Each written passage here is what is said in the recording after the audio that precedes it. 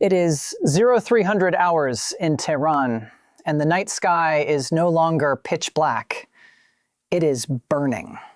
Sirens wail through the capital as a relentless apocalyptic barrage rains down from the land, the air, and the sea. 7 days, over 4,000 targets systematically vaporized.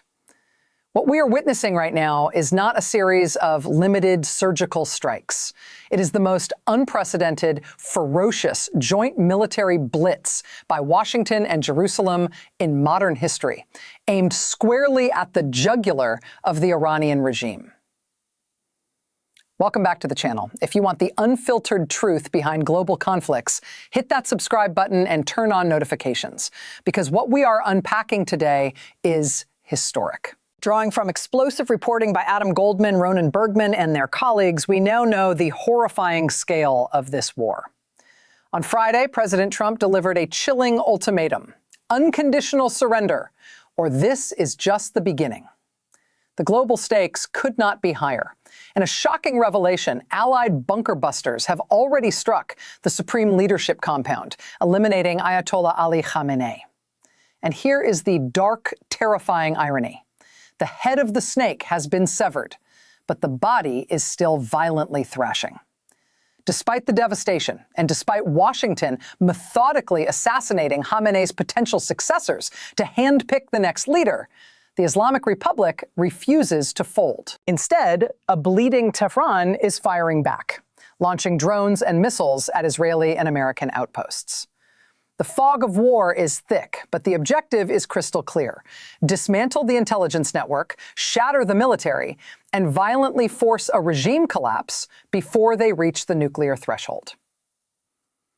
But what happens if a cornered regime decides to take the Middle East down with it? Buckle up. The hunting season is wide open.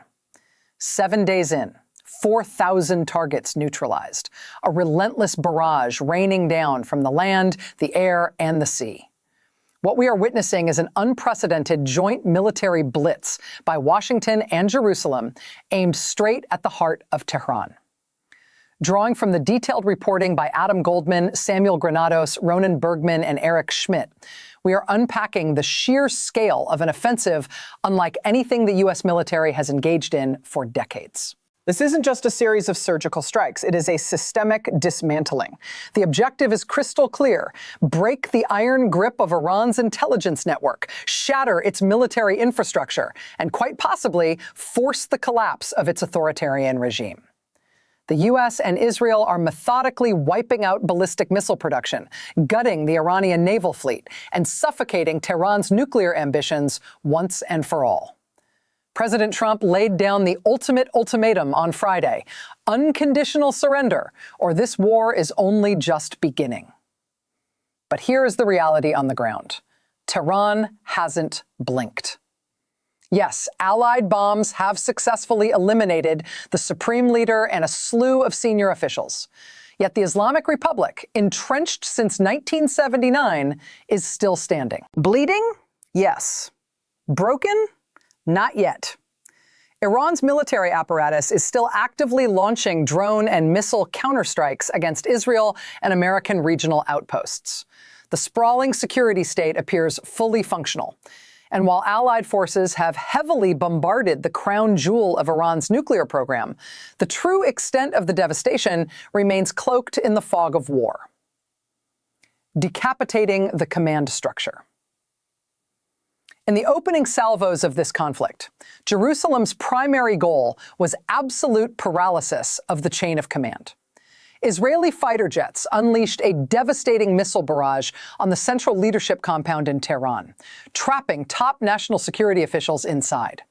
Supreme Leader Ayatollah Ali Khamenei was struck down in a separate building within the complex last weekend. The decapitation didn't stop there. Israeli intelligence tracked down and eliminated Iran's top Lebanese operations commander right in the capital. President Trump has bluntly stated that several men in line to succeed Khamenei are already dead, making it clear Washington intends to handpick the regime's next leader. Make no mistake, the hunting season for Iranian high command is wide open. crushing the enforcers. The Allied bombers are specifically hunting the agencies responsible for domestic repression. If you want to break a government, you break its enforcers. The crosshairs are firmly locked on the formidable Islamic Revolutionary Guard Corps, IRGC, and their plainclothes militia, the Basij. In a massive coordinated assault, dozens of Israeli jets leveled a sprawling eastern Tehran compound that served as the nerve center for the Basij, the IRGC, and the infamous Foreign Operations Branch, the Quds Force. Israeli military intelligence estimates casualties in the hundreds for key personnel, with thousands of broader security forces wiped out. The Pentagon confirmed its own strikes against IRGC-linked sites, payback for decades of proxy attacks on American targets. To further blind and silence the state apparatus, U.S. and Israeli forces are actively vaporizing detention centers and state broadcasting networks, owning the skies and the seas. You cannot win a modern war without controlling the airspace. The U.S. and Israel have waged a ruthless campaign to establish total air superiority, blinding Iranian radar and obliterating missile depots.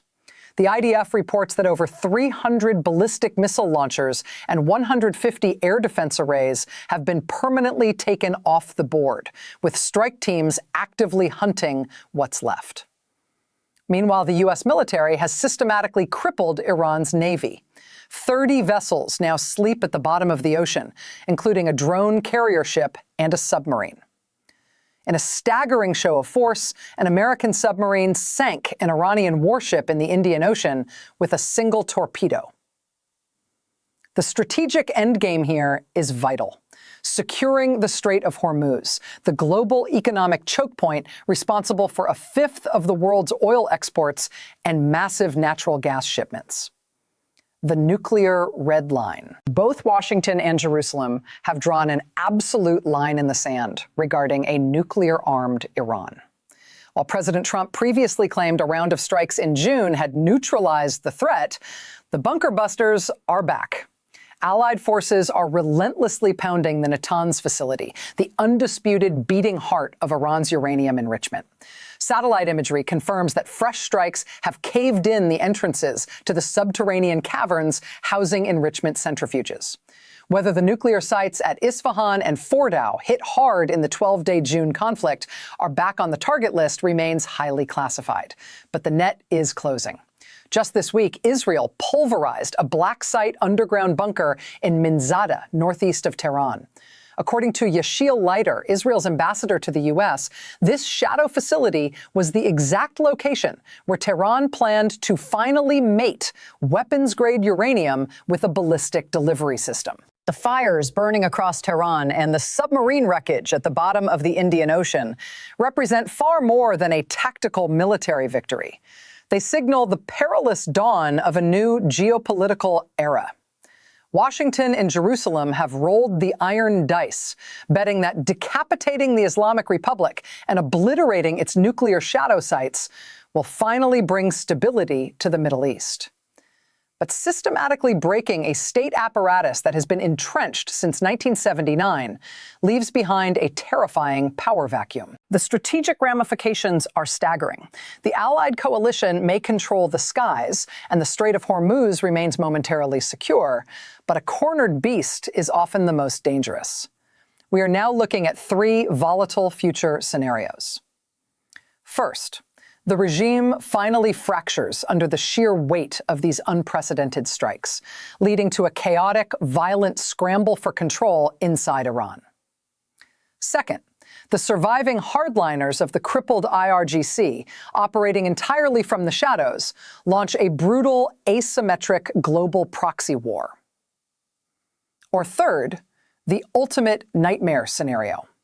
If the bunker busters at Natanz and Minzada failed to completely eradicate the nuclear infrastructure, a desperate, dying regime might accelerate its push for a final, catastrophic weapon.